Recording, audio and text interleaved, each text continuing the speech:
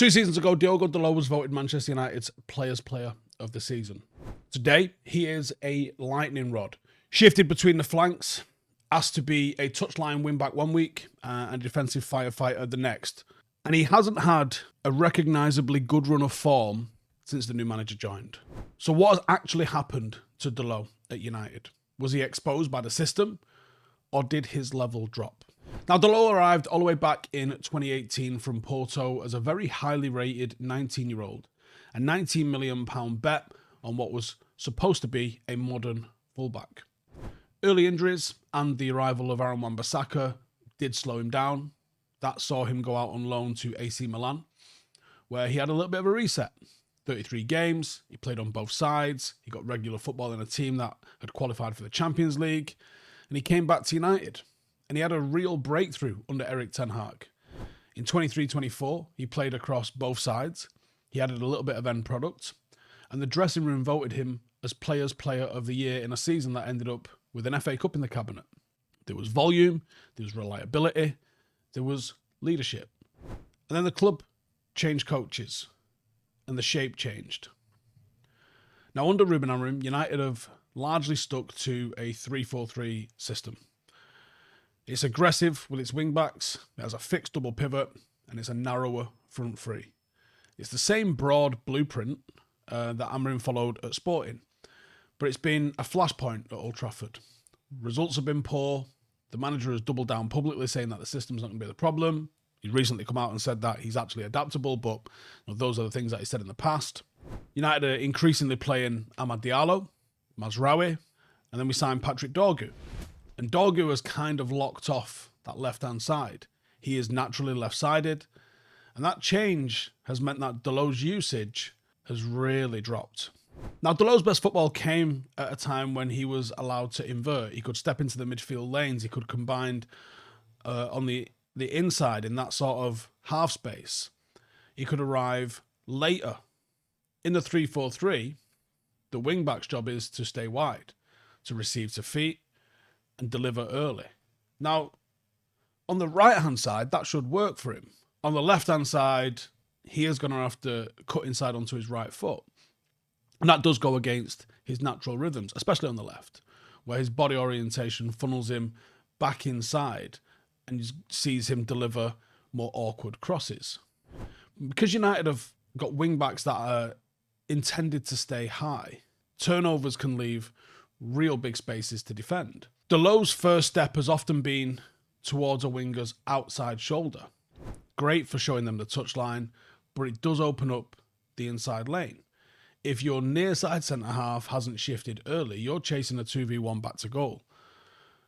Better rest defence and better half-space starting positions could reduce those foot races. And it's obviously something that I've covered in many, many different videos.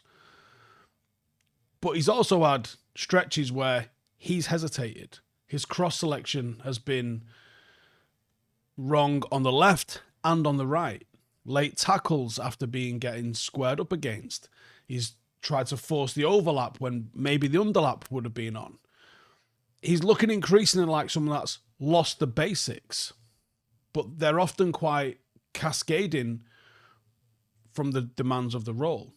Receive wide, deliver early, defend that wide area alone has really struggled him.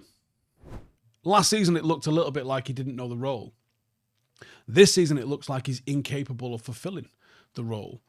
And he looks incapable of even the physical things to do. The ball getting caught up under his feet, getting his head up in time, being able to deliver simple, straightforward passes. And there may be a volume story. Across 23-24 season and then the 24-25 season, he had 103 appearances. 50 in the first, 53 in the second. And now he's been asked to flip that role. Be an occasional starter. Be a squad player. Is it decision fatigue? Is he struggling from lack of reps in this role? I think some of the stuff that's wrong with Dalot could be coachable. Some of it could be structural. On the left-hand side especially, his starting position is narrower. It forces his first touch inside. he doesn't receive it naturally to his back foot with his hips in the right place. He has to align his body in a different manner to be able to receive it where he's more comfortable on his right foot, taking that control. His crossing angles and decisions from the left-hand side aren't really the right sort of cross from that area. If we had a Fellaini arriving at the back post, that right-footed Ashley Young style cross can have its effect, but we don't have that. From the left, you have to kind of prioritise low cutbacks, balls driven across the front of the 6-yard box. You can't really be having floaters that are coming in towards the back post that are, tantalising for the keeper. On the transition, first step inward to block the lane, delay the contact, rather than the steam in, try and smash him sort of that we've seen so far from him. On the right, he can underlap, but he doesn't. The only time that you've seen him really do that sort of inverted run is on trying to get on the end of a long ball, and it looks mad effective when he does it. And you go, oh yeah. Diogo was locked off that left-hand side. There is an option for him to be a rotation right wing-back. But he's got to add some things to his game. He's got to get back a bit of a spark about him. He's got to be able to find the basics in his game again. Because right now, I can't make a case for giving him a start.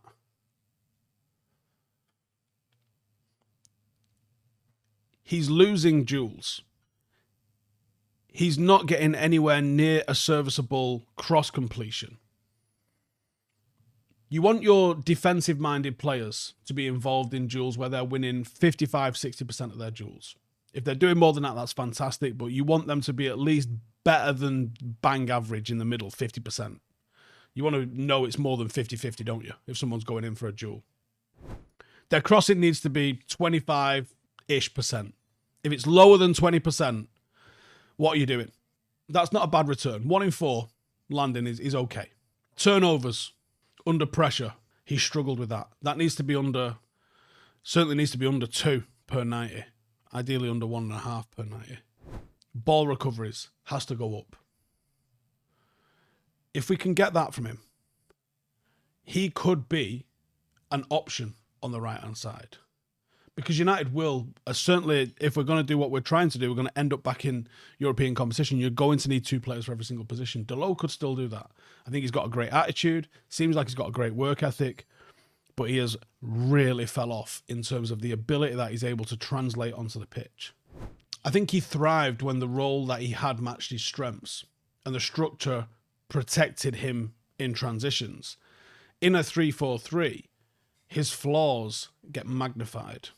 I don't necessarily think that makes him a bad player. It makes him a little bit like Bruno, one that's hard to position in the team. I think if he gets a reset and he's used only on the right and he's coached with the specific cues, you could flip the narrative on him. You could have him, I think Ahmad's going to play when it's a time to be offensive and Mazraoui's going to play when it's a time to be defensive. At the moment, Dalot kind of sits in between not really being better than either of those at either of those two things. And he doesn't quite fit the mould as the perfect kind of transition one, which is nuts because he should do. When he arrived, he was seen as an attacking fullback, which is basically a wing-back. And he had this really good crossing ability. And if anything, his weakness was his defending. Then he went to Italy, to Milan of all the places, which is the place to go and learn how to defend. He came back and he knew how to defend, but he'd forgot how to cross. And right now, he looks like he's forgotten how to do both of those things and how to pass. He really needs to find his how to play again within this system. I think he's got to exist as being the middle ground between Ahmad, who is a winger, and Mazraoui, who is a fullback. If he can find that deadly crossing ability that he used to have and blend that with some of the attacking ability that he learned at Milan, there is a serviceable wing-back that we could get out of him because his attitude, I think, is fantastic. I think he gets amongst it. He gets Manchester United. But right now, his performances aren't putting in the work for him to be a starter. Hey, thank you for watching the video. If you are new around these parts, then don't forget to subscribe. My channel is proudly supported by my community on Patreon. If you'd like to get a little bit of extra content, a Discord group, meetups, five-a-side games, weekly podcasts, behind the scenes, and even an occasional bit of transfer news as and when I get it, then for the price of a pint, you can show your appreciation for the content that we make and get some goodies for doing so as well. Check the link in the description or click the button right here. You'll also find all of my socials here too if you want to follow me on any of those platforms. Nice one.